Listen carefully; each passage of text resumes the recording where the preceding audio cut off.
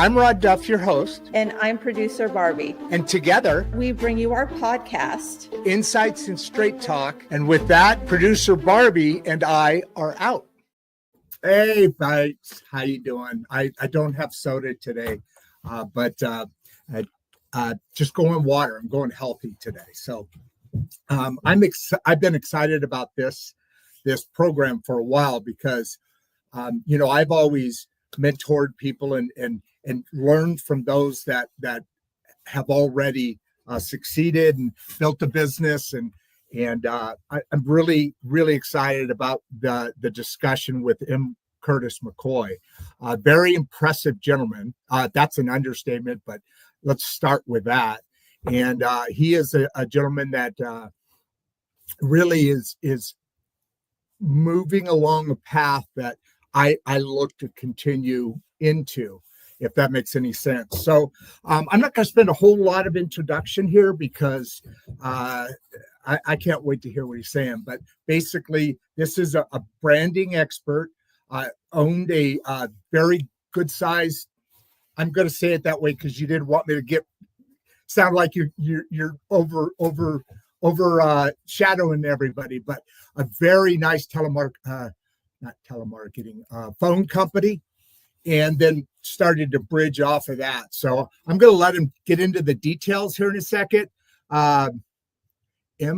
Curtis McCoy.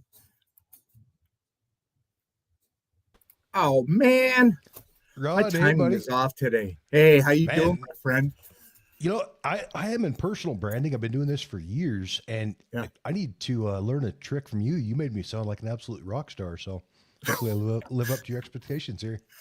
Oh, I have a feeling, thank you for saying that, but I have a feeling that's a very modest comeback, and we'll just go with that. Thank you for your compliment back, my friend. Appreciate you. So I kind of did a very broad brush, as you saw, back in the green room. And I like that, but just makes things more fun.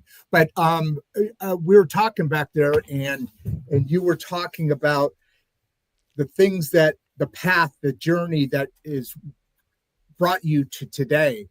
That's always an awesome subject, and how that branding and suggestions and advice.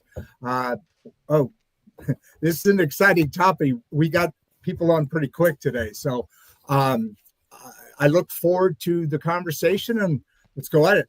Mr. Curtis, what you got? Man, I'm just talking beforehand that it sounds like you're off to a great start. You got some background in media. So I'm excited to see what you're doing here. There's a couple of things that I would love to see you tune up as far as your website, your show, things like that actually turn this into maybe probably making some money on it right now, but really help you boost that up and not only improve your profit, but also reach a lot larger audience. But if you're cool with that, I'd love to jump in and just kind of share some of what I'm seeing here. Yeah, 100%. I would love that. Obviously, when you're saying some of the comments, full disclosure. Straight talk. Insights and straight talk, right? We're very impressed with straight talk, not just scratching the surface. And in this case, I couldn't support that more. So yes, Curtis, please. Awesome, dude. Man, there's and you see this so often. I'll get people that have me on a show. They're talking about building a business or maybe marketing their podcast or exploding their reach. And then when I say, hey, here's something you can tune up on your website, then pretty soon they're getting irritated, or the episode doesn't ever get published. And what? I've had a couple other guys that have made a killing because they've gone through, implemented some of these processes and really started taking off, providing more value to the guests as well as making some money themselves. But one of the biggest things that I see with podcast hosts, probably the biggest mistake that, you got a lot of podcast hosts that listen to your show as well. And if you're a new podcast host, especially, the biggest mistake I see is people saying, hey, this was Bob's podcast. Be sure to check me out on Spotify, Pandora, YouTube, whatever the site is. But it's a platform that they don't own, they don't control. So you need to absolutely control the traffic, own the traffic. Live streaming is awesome. as long as there's a way to drive that traffic back to the domain that you own and control, because it's really difficult to monetize. Meaning the YouTube channel is what you're talking about now, being able to drive that out, because that's obviously the base of everything, right? Yep. Yeah. I mean, and you can monetize with YouTube depending on your niche. You can make anywhere from pennies per 1,000 impressions to a few bucks, right, depending on what your niche is and who your target audience is. But when you break that down, there's guys like Mr. Beast that are making millions and millions and millions of dollars, but your average podcast host is not going to make enough off of YouTube to justify the cost and the time that goes into 100%. getting good guests and editing and time away from your family, trying to put this thing out there. Yeah, what I would recommend, I hear that a lot too. I was a guest on a show a couple weeks back here where they said I was their 83rd podcast interview that was going to be published, and we got done with it, and I was sharing some tips on branding and marketing and how to monetize your online presence. And when we got done, they turned the show off, and they started talking, saying, we actually were trying to decide whether this was going to be our last episode. One of the guys got the girlfriend's upset. The other one, the wife, is saying, you're spending all this time and money. You're buying cameras, buying mics, buying all this equipment. Now there's new software subscriptions, new editing stuff. Oh, you want to invest in a new website? You want to hire a web designer, and not making money. So when I'd seen these guys, they've got a really phenomenal show, nice looking studio and stuff, but didn't have the basics as far as where to monetize it. So one of the things that I would recommend, let's see if you can see, if you go to rodduff.com, owning your domain name. I just started adding the marketing kind of side of things, cleaning up the YouTube channel. This is something I started with. Actually, this whole thing started because I wrote a book.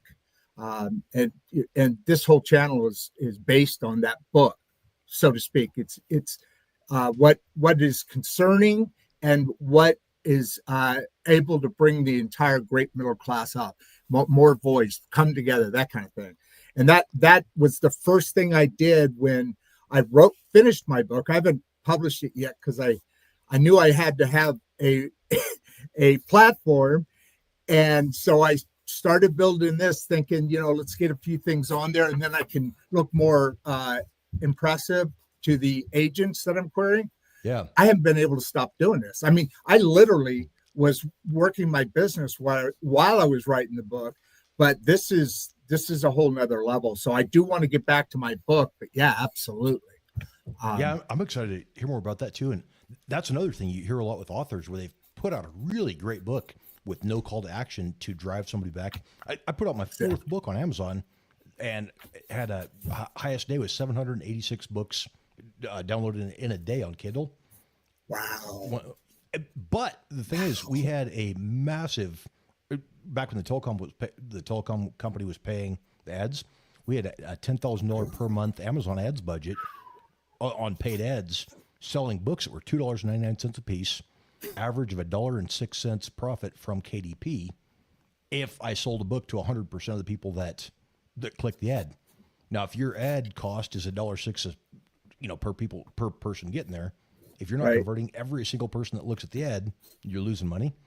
Yeah. So, but that's one thing that I didn't realize back then when I started publishing books, was that you have to have some type of call to action, a high ticket item, maybe coaching, consulting, something in there to take those $2.99 sales into something where they can pay you some serious. Working on that right now, my friend. That's awesome. Working on that club, that community, to be able to, we say insights and straight talk, maybe deeper insights, or insights and deeper straight talk, something that we can roll off of. Yeah, man, you're doing a great job here, and just checking out between YouTube, your website, even your matchmaker profile, you've got set up real well. The one thing that I would recommend is on the podcast, if I go to the haven't done it yet, to the live stream. Yeah. And I know it's a new site you're just getting set up. I would highly recommend, though, creating a dedicated landing page for each individual person. So, for example, individual landing place for each person that visits the site? Is that what you're saying? We get a lot of questions here.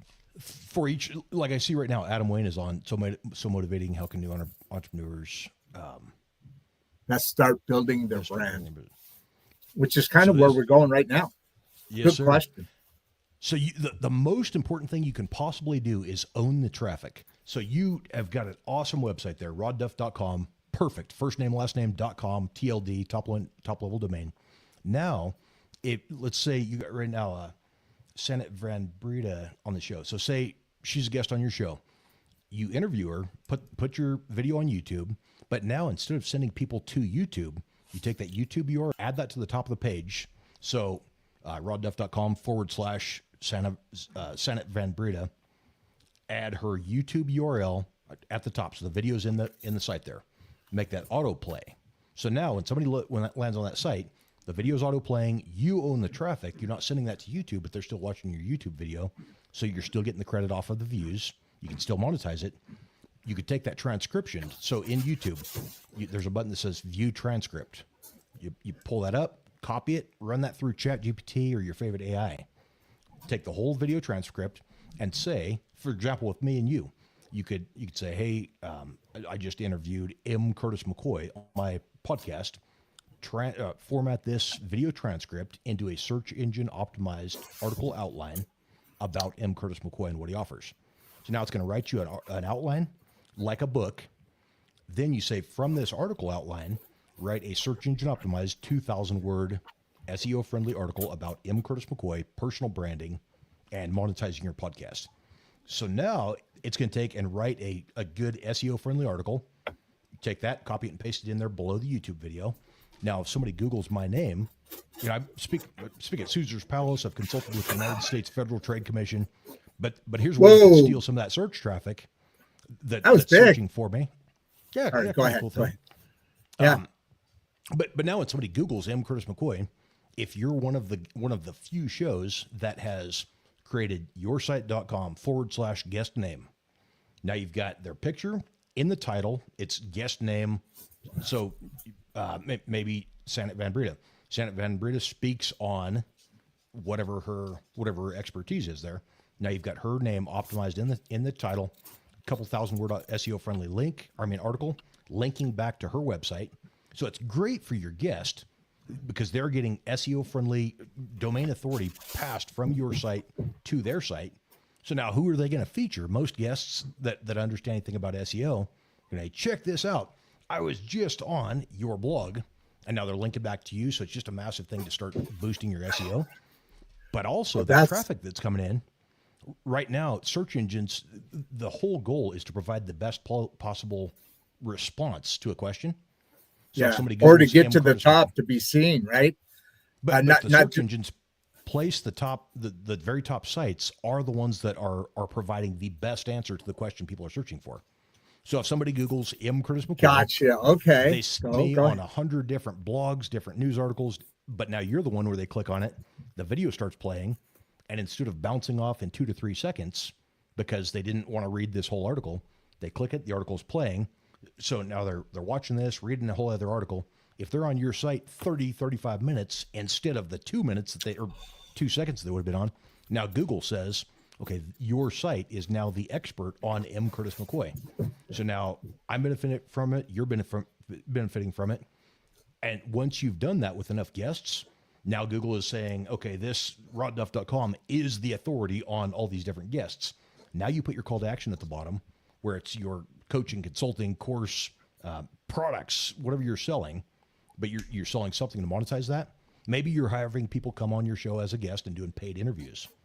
So now instead of, if they Google anybody, Google some celebrity, a politician, whoever you've had on the show. And they're seeing just your have show a is the authority.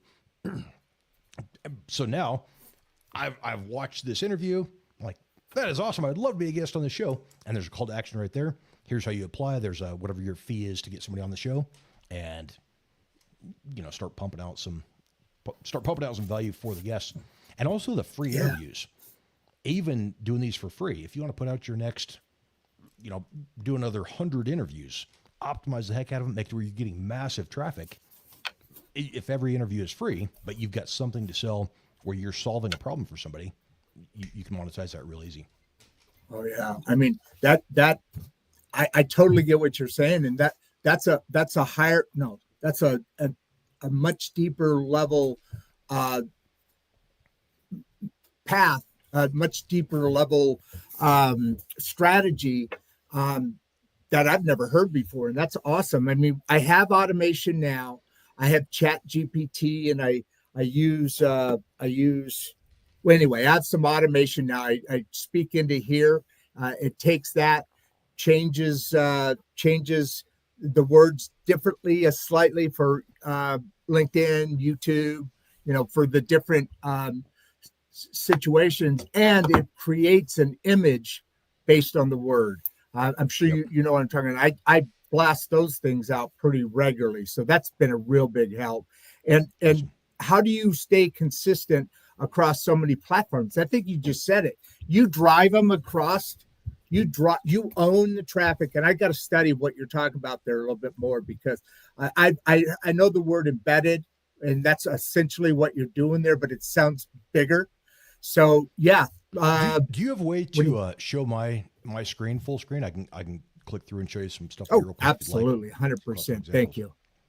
Okay, so I am looking. So what I mean as far as the let me move my face down here. I'm looking at the wrong camera now. So if I'm looking at your site, I mean your YouTube, like this is awesome. You got great graphic, great your description, ton of subscribers. I think you had almost 60,000 viewers in the last 28 days when I was looking at your analytics, which is, you're kicking butt on YouTube. But now if you were sending those to rodduff.com / let's say M. Curtis McCoy, that's not going to show up if the page isn't created yet, but you would have something along the lines of, let's look at this Amazon Fire TV site here. So if you went to Daryl Dittmer, for example, if somebody's searching Daryl, he just did an interview here, but if somebody's searching him, and now our site shows up, this is Daryl. Let's see, successmotivationinspiration.com / the guest's name. So that would automatically play. You've got the link to Spotify, you got the link to YouTube, but it automatically plays here. Got a full SEO-friendly article, a couple thousand-word article about Daryl, what he offers. Then if you go here, he's got his Amazon book, a couple of those things there. And then also scrolls down to the call to action. So this is where we make our money on Newswire Magazine or Amazon Fire TV, is getting people featured on the platform there. So you go over to, for example, Sed Brantigan is a digital marketer that has been crushing it online. He's over in the UAE. So he did his feature where he's featured on Amazon Fire TV. We've got the whole article where you can play the video at the top. At the bottom of that, it brings you to his landing page or his article in Newswire Magazine. You can read through the article, but anywhere if they click, his entire goal for being a guest was to get people to book basically a free consultation, because that's where he makes his money, is once he shows people can help him, then he's closing them there.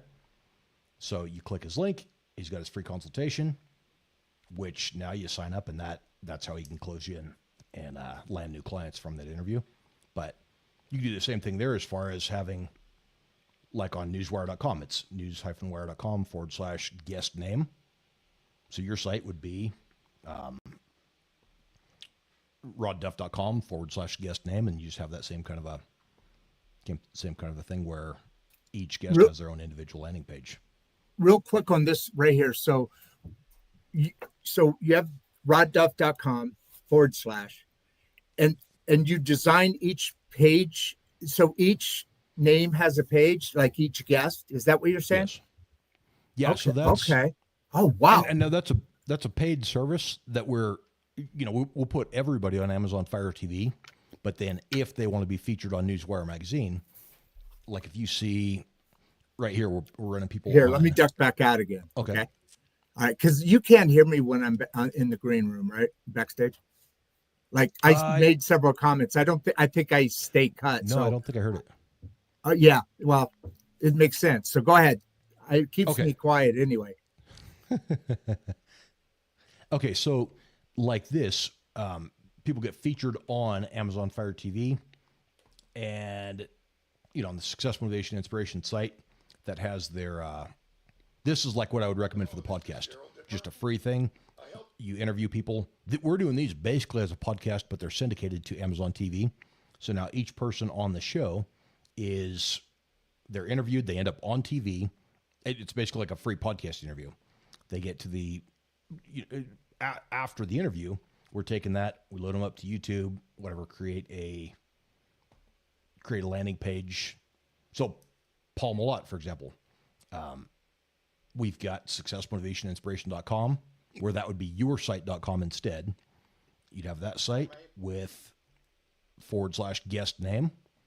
Then the title is Paul Malott, how Automation 24 uses or helps small business save time, whatever. Whole SEO friendly article about him. So this is a ton of work. We're spending hours per free interview, but now we've provided massive value for these guys.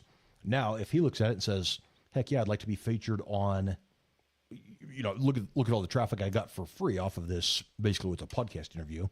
Now we'll put them on stuff like the billboard in Times Square, New York, billboards all over the highway, cover of Newswire magazine.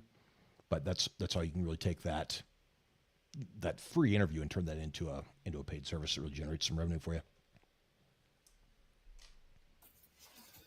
All right. I'm a very excitable guy. I'm trying to hold everything together here because I'm bouncing off the seat watching this stuff. It's amazing how I do some automation, as we said, but that next level is impressive as hell, pardon my language, at the marketing side of things. And you kind of developed this all yourself, or you've had people, because that's a marketing strategy that is next level, big time level, right? What you're talking about. That's huge. Well, and what it is, that kind of goes along with, if you follow Alex Hormozy, $100 million offers, real sharp guy. You need to check out some of Alex's books, but okay. Super sharp dude. But his whole thing is he doesn't work with anybody until they're making at least $150,000 a year. Then you're qualified to start working for him or working with him. But his entire value is provide value over and over and over again. Spends tens of thousands of dollars a month putting out videos on social media, everything, just providing value to help people get to that level to where they're at that $150,000 a year minimum. Then they've got the money to start working with him and really scale it up. But that's kind of the same thing we're doing, is just you put in a ridiculous amount of work, get nothing out of it in the beginning. Years of working your guts out, trying to help other people grow their brand and stuff. But then now when they've got some money to spend and they're making enough off the brand, and especially getting a ton of traffic from what you've already done for them with your podcast, now who's the guy that they're going to be advertising with when they got the money to spend? Yeah, 100%. That's a great business model. It's very profitable. It has a high rate of success.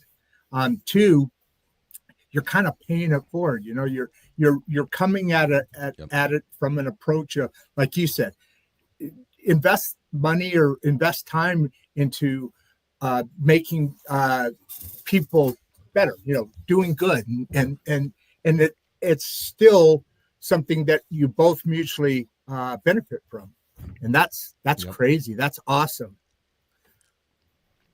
Yeah, and it's ridiculously skewed proportionally to where the guest gets a ton more value than you do. You're going to spend hours making the articles, getting everything optimized, building a really great looking site. But if, like we do for people, we'll tell them what we're doing for free. I guarantee what I'm doing for free is going to be better traffic, better credibility. You're going to get more out of what I've done for free than you've ever paid for in paid marketing. But you can't just tell them that. You can't tell them that until they've already seen the results that they're getting from it, or else kind of like a making yourself sound better than you actually are. Yeah. You got to prove it because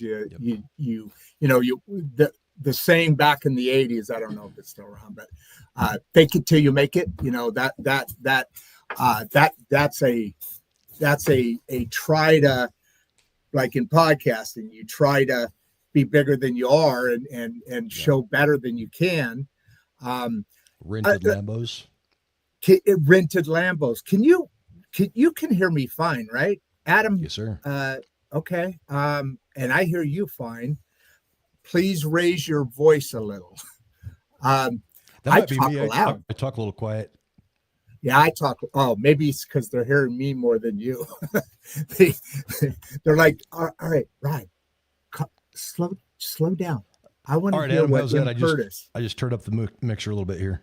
That is definitely louder. Okay, Adam, thank you for giving us a help. Curtis, what is your number one tip for creating consistent personal brand across platforms?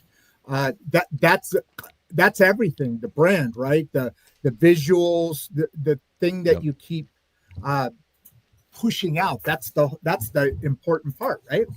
Yes, sir. And Russ, that's a great question. So many people get too stressed out about, man, I can't be on Instagram, Twitter, LinkedIn, Facebook, Pinterest, all the different. I mean, I've got my other phone is in the room there. I carry 3 separate iPhones. One of them's a mini, but it is absolutely. It's easier when this is all you do. I mean, you know, I wake up in the morning. I love this stuff, and so from the minute I roll out of bed, you know, do this, go to the gym. So it's probably easier for me to say, just be everywhere. But my biggest recommendation there would be to find the platform that has your target audience that's the most interested, that are people that would probably like to do business with you. So, for example, if you're a business, you know, you're doing business, maybe comment, Russ, what is your industry that whether you're already doing it or something you're trying to get into? But I try to find the platform. For example, Newswire magazine is our main branding thing. We do a ton of social media marketing, the billboard advertisements. So people love to show we get people all the time posting their metal magazine cover on Instagram. Got a ton of followers, ton of traffic. You're getting a return on that, right?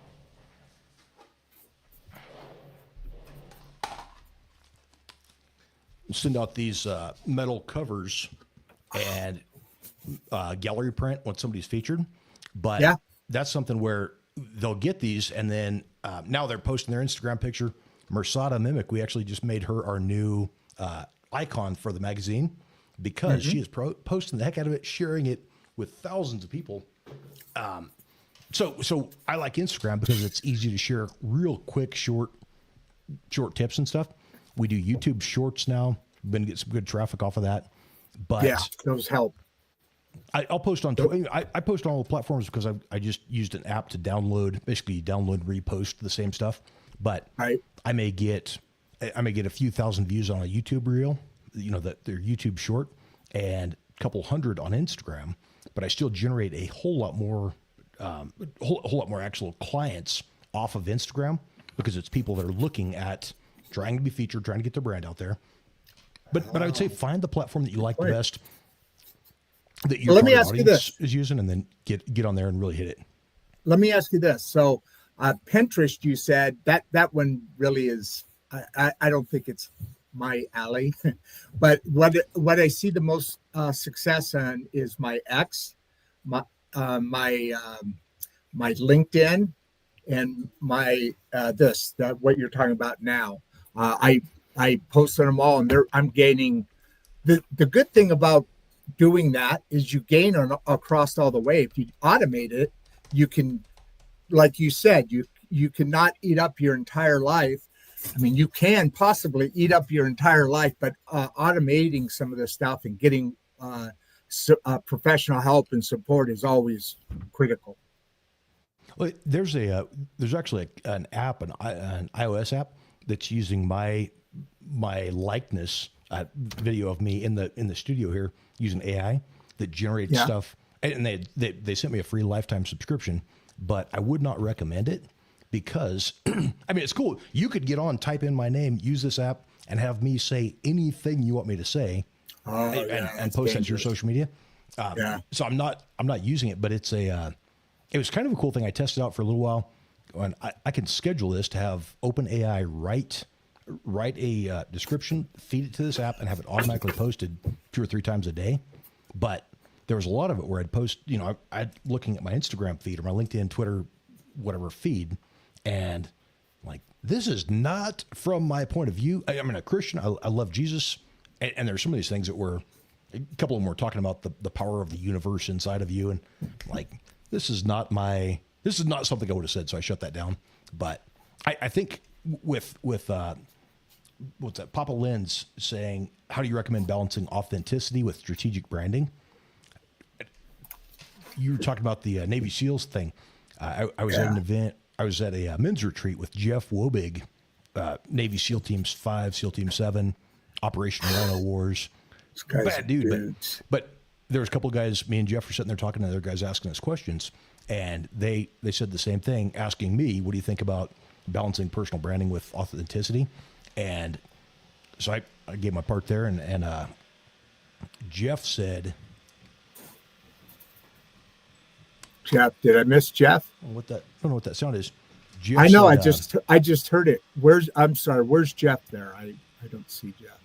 Papa Nick. Jeff Wobig was the one I was talking about. He's the Operation Rhino Wars. All right, totally missed it. Sorry. Yeah. So those guys are awesome. But so they asked Jeff, what is your? They had me share my thing about. I'm going, be who you actually are. Don't put on some facade. So my thing was. If you had a crappy experience with the Starbucks barista, you don't go and post that on social media. Maybe go home and tell your wife if it really bummed you out, but don't be sharing all the negative junk. So you want to try to curate the best parts of your life, the best parts of what you're doing. Share some negative if you want, but make sure you're on brand as far as being the person you actually are and sharing that. And Jeff said, I've heard a lot of guys talk about faking it till you make it. And he said, I'm all for that. If you want to build yourself up and try to build a brand, there's a lot of guys here that are trying to learn to get themselves out there. He said, at some point, you've got to make it or you're just a fake. Room went silent. And holy cow, man, I wish I would have said that. Absolutely. Oh my goodness. Absolutely. That is fabulous. The people that you surround yourself with and can, at the end of the day, your brand depends on authenticity. Yep. You have to be authentic to yourself to be able to come across as somebody who cares. I've been in sales all my life, and there is a difference between somebody pushing something, making themselves sound better, because there's a confidence in it, and that's so important, right? Yeah, that's and there's a difference between being authentic and the old. When I was pretty young, say 20 years ago, there was 20, 30 years ago, you'd hear people say some rude, hateful, arrogant, ignorant comment. Well, I'm just being honest. Not being honest, you're being a prick. You're using that as an excuse to be rude. That's kind of the same thing as if you are, life sucks. I haven't had any customers in months. This guy just ripped me off. And you're sharing that kind of junk. Share your wins, maybe share some struggles you're going through, but make sure that when I'm sharing stuff, I'm trying to share, I'll share some good parts of life, but then also, here's a massive client win. Hey, here's somebody that just crushing it. Hey, here's some billboard ads with Mersana Mimic or ENGK or whoever we just posted on these billboards. So it's all about sharing. Here's a win for a client. Here's a win for a client. Even Newswire magazine, once somebody's featured, we pay ongoing for the billboard ads, the social media marketing for years later. It's not like a once and done thing. And I had a guy ask me about that. Why do you? He's an older gentleman, and he's trying to figure out why do I keep doing such nice stuff? Why do I keep promoting him after he had paid me a couple of years ago to be featured? Why am I doing so much for him? He sent me a box of oranges from Florida, just as a thank you. That's awesome. But he called trying to figure out why I was doing so much for him to keep helping him. And I said, Jeff, every single time somebody sees your face, your Newswire magazine cover, on a billboard, on social media, when I'm recording, sitting in front of the TV and recording a video of you on Amazon Fire TV and posting that out. Every time somebody sees your face on the cover of Newswire magazine, they're seeing Newswire magazine. So that's something where I could be putting our logo up on a billboard, or put your face up there with your name. You're generating you're getting the benefit as well. But, so smart. And I just saw Nick's question. You care if we share? Yeah, no, please. I like so this. Nick, I was just about to get that one because it's a great question. It's something I wonder, right? Should I do more guesting as well? I mean, on being a guest as well. I haven't done that. So I think you and I met on Matchmaker FM, which is a phenomenal site for booking podcast guests. It's awesome. I was their number one rated guests and number one amount of interviews.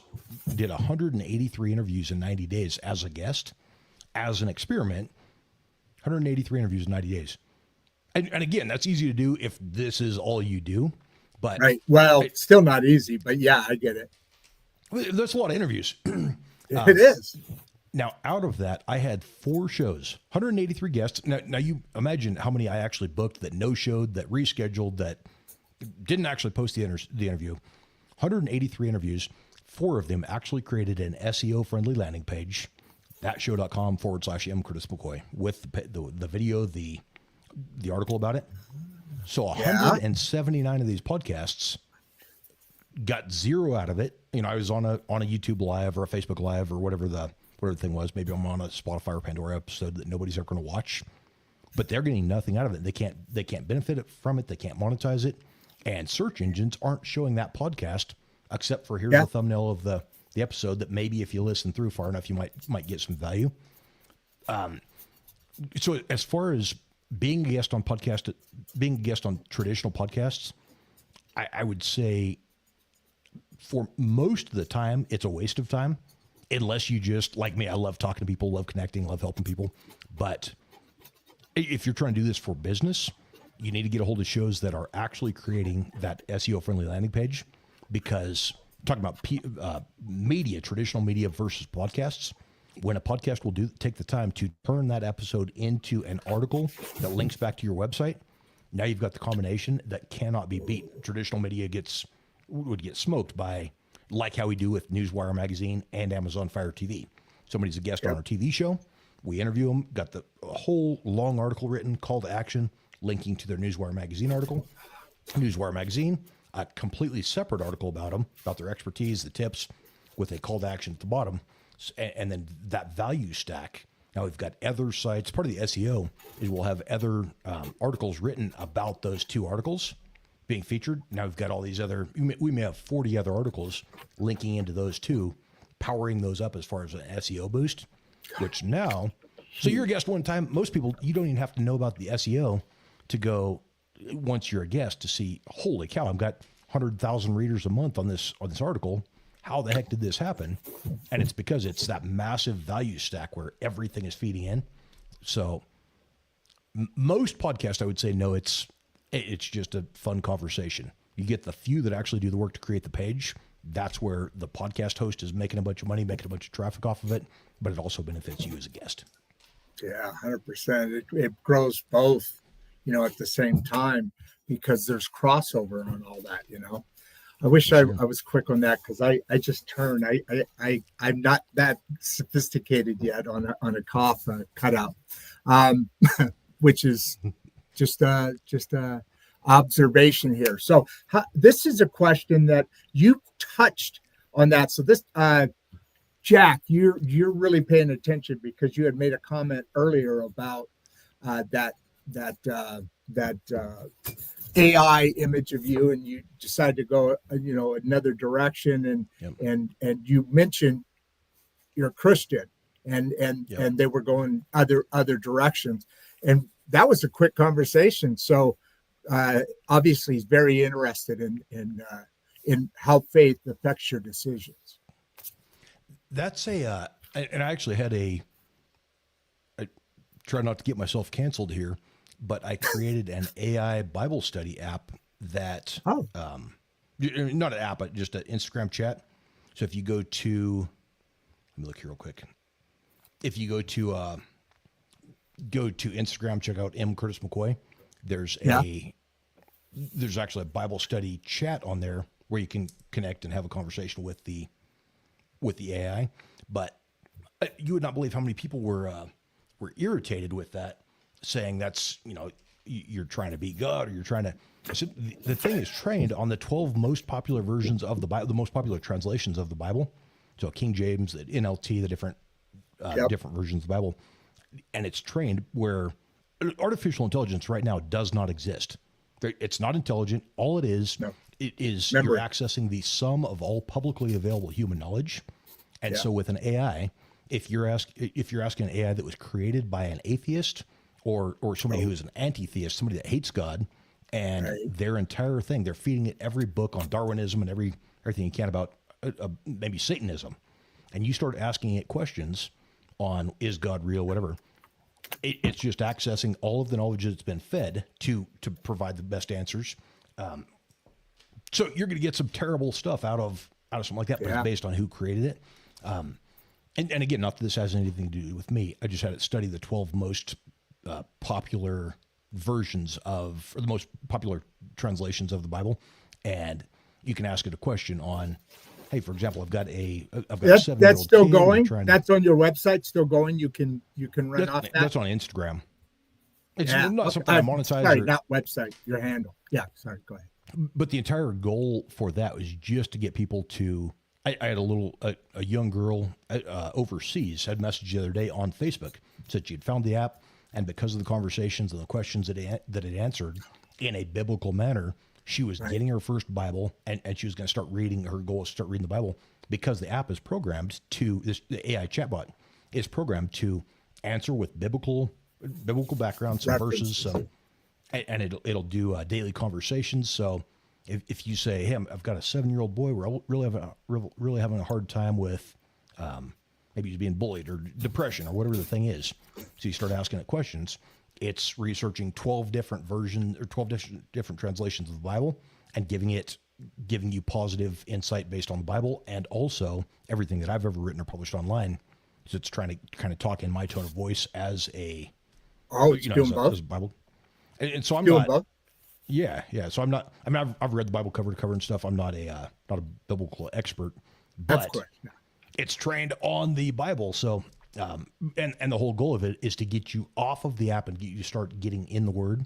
So that's not really answering the question that he was asking, but I think having faith, I believe. I think it just proves God created the entire universe, and He created you in His image. So.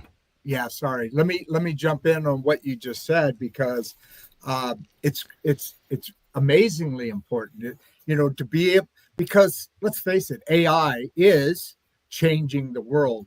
I was talking before I retired out of my business. I was talking to some of the leaders in that industry, plastics industry, and the big thing is, I've been doing it a certain way a long time, but people are getting younger and things are moving, and like what you're talking about, the ability to do that kind of stuff. And they were asking me, how are we going to, you have to market, you have to advertise, you have to make sales calls differently as you're going along. And I see it all the time.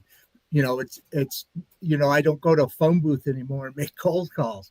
There's a lot of people now that are, half my age kind of thing, that are engineers and starting to take the next position as the leaders, the folks that are coming up through the industry. And it's so important how this kind of stuff is affecting our world in a positive way. There's negative stuff, but I think the fact that you're using that app, you developed it, I think that does answer his question, because you're doing things from a position of faith, even to the point of the app and giving back to people who have experience the same joy and inner peace that you have. So I think you did. I think you really answered this question. And if you've got a gift, you need to use it. If you're great at something, if you love doing something, you find a way to use it to help people. Yeah, I mean, that's not something I was doing trying to boost myself up or whatever. It was just, hey, this is kind of a fun thing. Let me do this experiment. And then we had hundreds of thousands of people having conversations with it. I think we had 268,000 conversations in the previous 28 days on this chatbot. I'm like, okay, this is kind of cool that. Oh my God. Hopefully that's getting more people than just that one girl to start getting in the Bible. 100%. 100%. That's a great story. What's the biggest branding mistake you've often see folks like me or anybody? What's the biggest branding mistake you've come across, you've experienced or seen? So Clayton Jr., that is a great question. Yeah, Clayton. The biggest mistake I see is people not owning the traffic.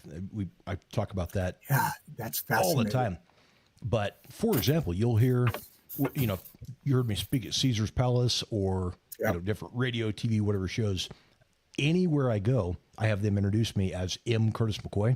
Now, I don't typically share this. My first name is Matthew, but we own the trademark on the term M. Curtis McCoy. So even though my legal name is Matthew, we've got a legal affidavit of identity saying that that's my brand name, and I'll have them introduce me every single time. Hey, this is M. Curtis McCoy. Today's going to be speaking on whatever. Not owning that traffic. It sinks in. And you need to have it to where you own your domain name as a top level, for example, rodduff.com. If that was not available, rod-duff.com. Rod middle initial duff.com, but make sure you own that name as a TLD if at all possible, meaning a .com. Is there something beyond? You mean, okay, you own that .com, which you already saw, and one of the things that I'm is positive to the path that I'm on. But are you saying what was that you were talking about, that your name has been trademarked, and then you said MWP or something like that? I didn't catch it. So, and this is not something, we've got a legal affidavit of identity, which is a legal document. When you start, that's not something you need if you're not. That's what I was going to ask. Yeah. So for example, it's a different if your name, thing. Gotcha. Yeah. So if it was, what's your middle initial, Rod? It's D, but I have a story about that. All through my plastic, all through my history in sales, I had my name legally added with JR, a nickname. Okay. The long story behind it, but that was really great. But there's a reason I'm only Rod Duff now, and my middle initial is D, so it'd be RODD DUFF. It's crazy, huh? My parents abused me. Yeah. Yeah, the biggest branding mistake would be not owning the traffic, not owning if you're doing anything, if you're publishing a book especially, you need to buy yourname.com if at all possible. If not, publish, put that middle initial in there and make your name, even on your books, where your author name is now, everything you do is under that, whatever that trademark name is. Absolutely. But yeah, you need to own the traffic and stop doing all the work. If you're kicking butt on YouTube or Facebook or whatever, stop doing the work to do these interviews, put out great content, all this stuff for a platform that you don't own or control, and they can shut you off at any time. Just like embedding that YouTube URL at the top of your, the YouTube video in the top of the web page, make it to where people own that site, you own that site. And now if YouTube goes out of business, and it's not going to happen, but, and another big site pops up, you still own all the traffic going to that website. You replace the video with a different, whatever the new site's URL is, and make it quick and easy to swap instead of losing your entire brand. And I'm doing the right thing. So, right. I mean, my website is rodduff.com, and I've got that locked in. So that's a good, in what you're just saying, that's the right thing to do. That's a must. That's because it'll give me the tool to own the traffic that you were talking about earlier. to check into that. But that's what you're talking about in owning the traffic, right? So you're off to the right start as far as owning yourname.com. Most powerful Right. step. The part that everybody misses usually is they say, "Hey, this is Rod Duff. Okay, check out my show on Facebook Live, whatever." Right. Where you don't actually own it. So doing the extra work to load that video to YouTube, pull the transcription, click the view transcript button, pull that transcription, ask AI to write a search engine optimized article outline about the guest. Then from the article outline, write a SEO friendly article, putting that below the video on rodduff.com/M Curtis McCoy, to where now you own. Google says, okay, Rod Duff is the authority on this search term, which happens to be your guest's name. Man, that's so substantial and something I've again never heard about, but that is dynamic. I mean, that simple, and I don't know how to do it, but I'm sure we'll talk more. That simple link is literally driving. It's got to be hundreds of thousands of more traffic than I'm doing it somewhat automated, but I do a lot of cut and pasting or copy and pasting, and it's hard work, like you said, all day now. I'm dropping a couple of profiles in the chat here. If you want to get connected. Okay, absolutely. Yeah. Do you want me to copy also under the, because I think you can only go into a private chat on this, right? Do you want me to copy those and put them in the comments? Yeah, if you'd like, that'd be cool. Yeah, I absolutely. Because the problem is, as you know more than anybody, right? We got like 200 to 300 today so far. And, but you know how it goes. A week from now, somebody will say, "Hey, I want to watch that." And then they make a comment, ask me a question. I'm not the expert. So I like to push them right straight to you. In this case, I wouldn't want to, but we're competitors kind of. No. No, and actually, no, it's that's something where I get people all the time having me as guest on, whether it was radio. I did a radio show recently, flew out, did the interview, and they're saying, "Why would you be sharing all these tips on a show where we're talking about branding and stuff? Yep. Why are you sharing all this to people who are interested in learning how to do branding?"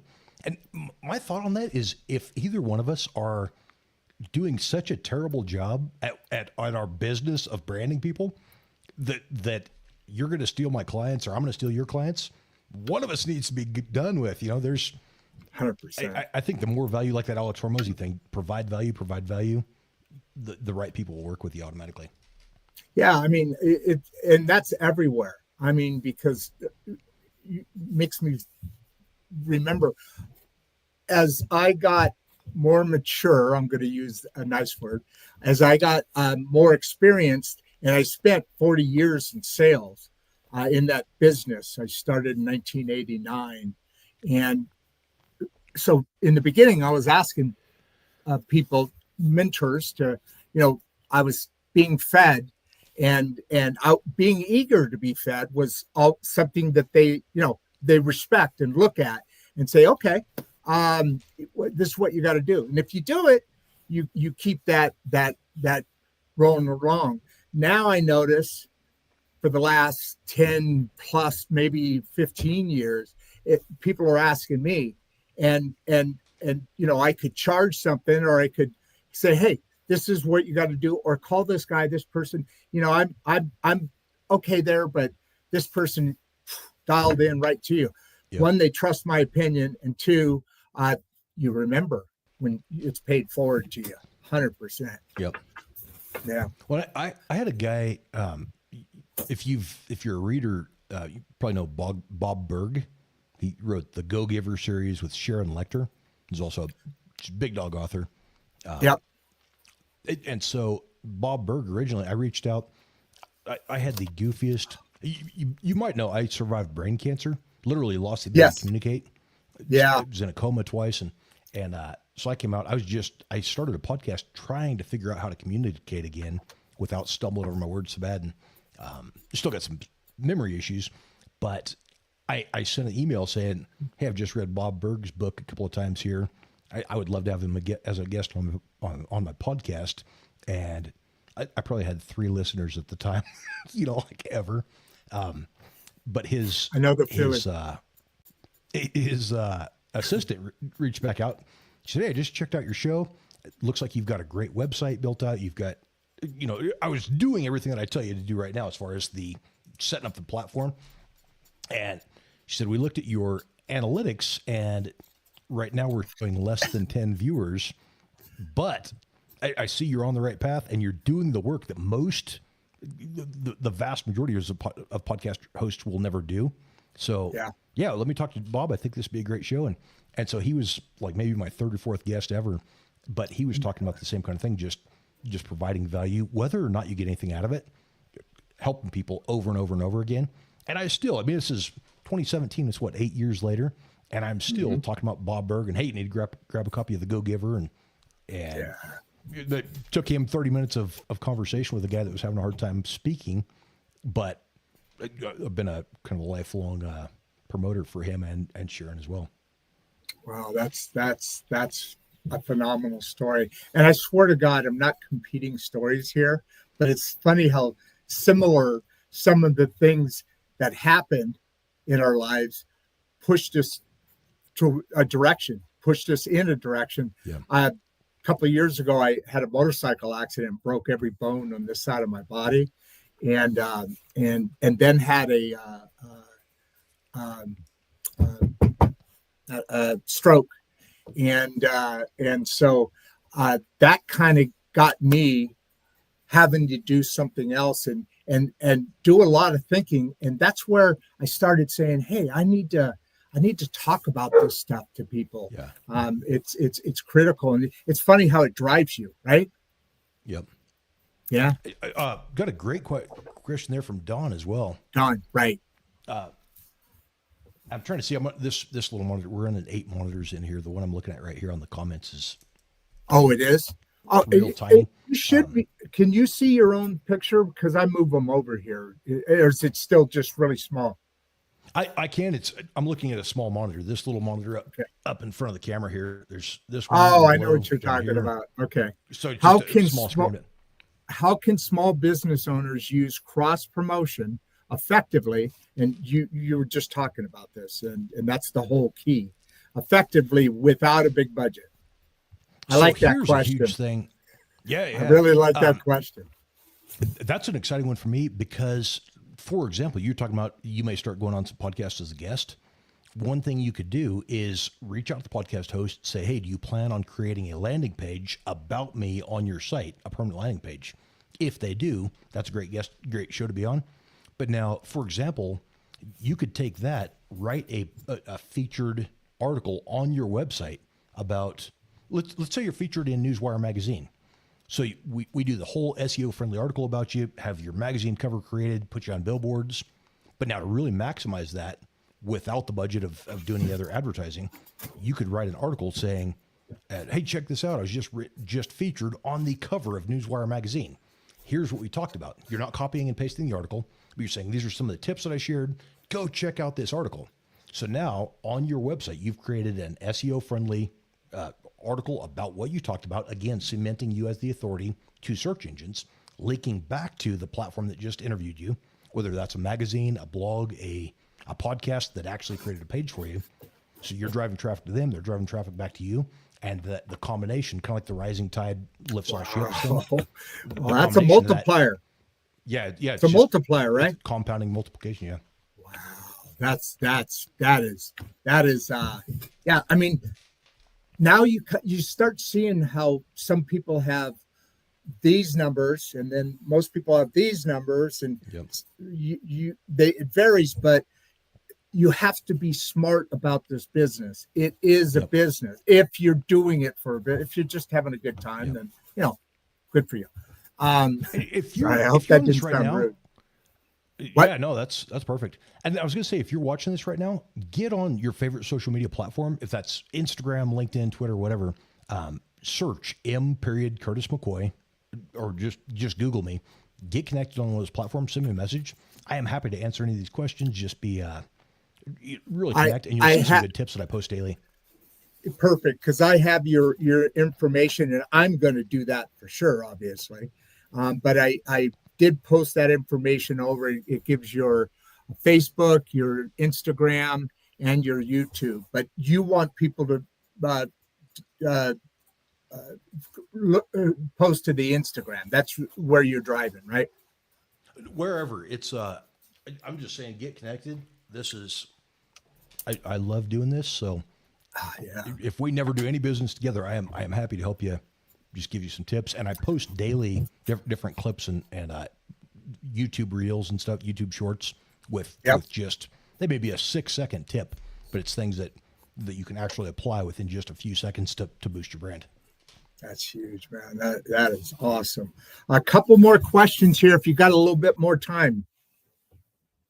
Okay. Absolutely. I have my mic off. So Kathy, actually, she's been on the show. She's been on the in the audience a couple of different times. How can introverts effectively build a strong personal brand? Doing everything digitally, I'm guessing. Well, so here's something. Just share a real quick story here. I grew up in a real abusive household. My dad, not a good dude. Make us dig a hole, be at the bottom of as deep as we could throw the dirt out of, and then climb out and dig the next hole to fill the hole in with the first dirt. And not knowing if you're digging your own grave or not. Saying stuff like, you're a waste of skin, you're a waste of oxygen. The one day he had backhanded me, knocked me on the bathroom floor. I'm sitting there crying, I'm like 13 years old. He walked out, same thing. You're a waste of skin, you're a waste of oxygen. Come out, got his 357 Magnum, I'm so sorry. Flipped it closed, put it on the counter, and told me to do the world a favor. So as far as being an introvert, I love people, but it's taken a lot of work to get to where I told you, speaking at Caesar's Palace and some of these things, initially, I think I would have still been, I would have a hard time even having a conversation. When I got to college, I could barely, to have a conversation of answering a grocery store clerk, paper or plastic, I've made it a point to look her in the eyes, and I am quivering, scared to death to answer the question and sound stupid, but looking and trying to figure out what color her eyes were. And then later walking through the grocery store and made it a goal to where it was, I'm walking around wherever I was at, and made a goal to make at least one person smile. So try to say something to them hey man, I love those shoes. Holy crap, that was scary. But it's like building a muscle, right? You got to keep doing it, right? Yeah. So I don't think you need to go to those extremes of forcing yourself to become an extrovert. Now I love being around people, but as an introvert, find the things that maybe you don't want to ever get on video. You're afraid to get on and do the live videos or the podcast or whatever. Start blogging. If you've got something that you care about that you can provide some value, set up your website, create same thing. Whatever your tips are, make a good, relevant, SEO friendly article. Start writing, just posting every single day, providing value. As long as your name, you've got the URL where your name is the site instead of, blog.com would be worthless. But if it's yourname.com, that's a whole lot cooler. It is. Just it's a lot more. However you're comfortable doing it. It's a lot easier to drive reactions, like you said. Well, I think we've covered it. Do you have anything else? Did we miss anything that you wanted to discuss here? Any other questions that you or comments you want to bring out? A leaving comment and a wave to your newest group of fans here, I think. Yeah, I have loved this. I would not that I want to get rid of my current subscribers and stuff, but I would love to. I might even want to trade you. These guys are pretty great. Awesome. Yeah, they are. They're awesome. And it's been. We started out with like 25 subscribers when I was doing just insights, and then I kind of put it together with insights and straight talk. uh, with your host, Rod Duff, and producer Barbie. And that marketing, there's a long story about producer Barbie, and you can see it if you want to look, but that's a marketing brand that is really starting to take, I love playing with names like Barbara Rodarte is the reason I'm here. That we have been together over 20 years. She does some of she does the accounting and we still are together, but we decided we're better friends than that. And just to me, as a little twisted mind of marketing, Rod Duff, okay, cool, and producer Barbie, what there's an interesting twist there, right?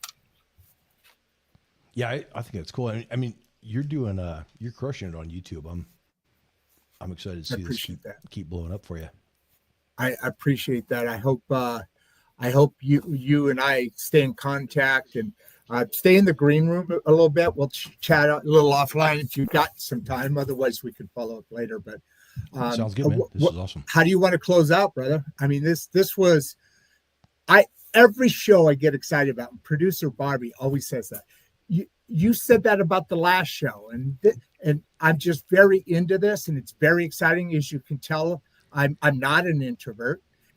I have a little bit higher energy level and louder voice than most people. So I found I found my hobby and turned it into a job. And how do you want to say hi to everybody? And anytime you want to send some of your viewers over my way, I'm all for it.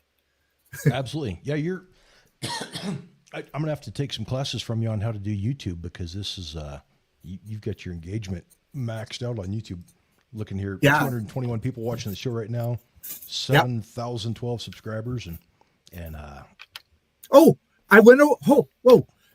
I've been stuck for a week on 7,170 and 88. I've only had one subscriber add on in the last 3 days. So I went over to 72. 7,001 or 7.12 thousand. You just gained a new subscriber too. I just subscribed to you. You're awesome. So how do you want to close this amazingly, wonderfully interesting interview off? Man, I appreciate that. This has been awesome. I'm kind of the same thing. Brain cancer survivor. My short-term memory. Every podcast I ever do is probably my favorite one, but this is my favorite one I've done in as long as I can remember. I'm all for that, man. I would say get connected. There is and actually this might be a tip for you too. I just recently started here doing the YouTube shorts. So it takes some editing, using I'm doing DaVinci those now. Resolve and okay. I'm doing those now. I started a month ago-ish, something like that. I do short forms and mid forms, and and then each information on YouTube, I click it. I have a guest in the comments of the descriptions. I didn't do it on this one because I got to get some either more help or less work. I mean, it's just me. So it's a beautiful, fun thing. But it's just me and my dogs here, and they love it. They love what we're doing. So, I'd love to connect with you and talk some more about it. But thank you so much for being here. I really appreciate it. As you walk off, I'll send you in the green room and then do a little bit of closeout and blow some more kisses at you and compliments. And then there'll be a outro video that shows producer Barbie, as you saw in the beginning. So awesome, buddy. This is awesome. Good job. Thank you so much. Have a great one. I'll talk to you in a second. Okay. Sounds good. Oh, wait, did somebody? Oh, great show. Great video. Loving this live. Here, that's what I don't want to leave that outside of your view. Thank you very much. I appreciate it. And Tony, give everybody a big Antoine. wave. Yeah, Antoine. Yeah. Give everybody a big wave. I'll see you in a second. All right. Appreciate See you, you my guys. friend. You bet. All right. So, wow. Oh, man. You know, I always do these shows, and Barbie and I always talk about them. Producer Barbie and I always talk about them after the show. She's going to be calling me here in a minute, I know. But each one is I'm very put everything into the show, and so you know how that's emotionally kind of draining. It's kind of a little bit of a workout, and it's just so exhilarating. You know, your heart's going a little bit more than just resting peace and all that stuff. Mr. M. Curtis McCoy is well, he's a subscriber now, and I'm going to jump back, give that in return, of course. But you know, like everybody should do, paying it forward, doing things for people that you don't have to do, because it's not only the right thing to do, and if you're Christian, it's the Christian thing to do, and beyond that, people remember it. You know, it's just the right way to go. So hang on for an outro video. We have a couple second clip there that let's go get connected. That's awesome, dude. All right. So I am out. I'm going to, if you got any other questions, we got the contact information there, and let's leave it at that. So for now, I'm your host, Rod Duff, on Insights and Straight Talk with producer Barbie. And you can find us on LinkedIn. We do a lot of promotion in WhatsApp. We do some promotion, and then of course on the other social medias that M. Curtis McCoy was talking about. It's a great plan. I mean, an amazing show. I mean, I've never heard insights like that anywhere close. So again, I appreciate you. And with that, I'm out. Before you leave, if you'd like to watch another one of the podcasts, click the first link in the description. We love having you here, and we appreciate all your support. And with that, producer Barbie and I are out.